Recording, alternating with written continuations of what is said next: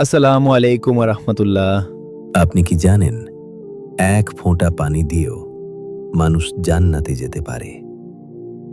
আজকে এমন একটি গল্প বলবো যেটা শুনে আপনার হৃদয় কেঁপে উঠবে ইনশাল্লাহ।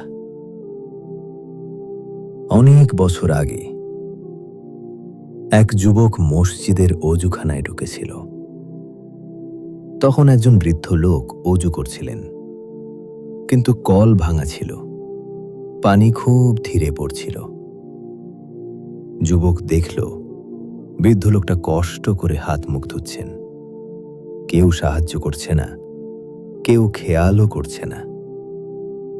যুবক নিজের ব্যাগ থেকে পানি বোতল বের করল, কিছু না বলে চুপচাপ বৃদ্ধের হাতে পানি ঢালতে লাগল।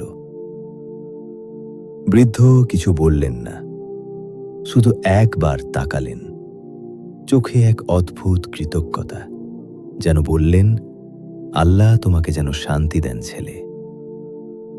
সেই রাতেই যুবক স্বপ্ন দেখল, সে জান্নাতের এক বাগানে হাঁটছে, চারপাশে আলো, পাখির ডাক, শান্তি।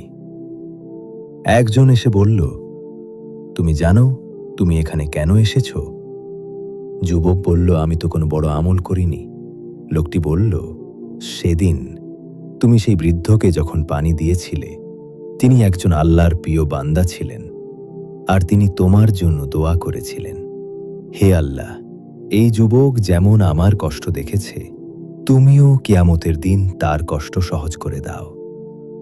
আর আল্লাহ সেই দোয়া কবুল করেছেন, তাই তুমি আজ এখানে। বন্ধুরা, জান্নাতের দরজা কখন কি কারণে খুলে যায় আমরা কখনো জানি না। এক ফোঁটা পানি, একটি দোয়া, একটি হৃদয় ছুঁয়ে যাওয়া মুহূর্ত আমাদের চিরন্তন পরিণতি বদলে দিতে পারে।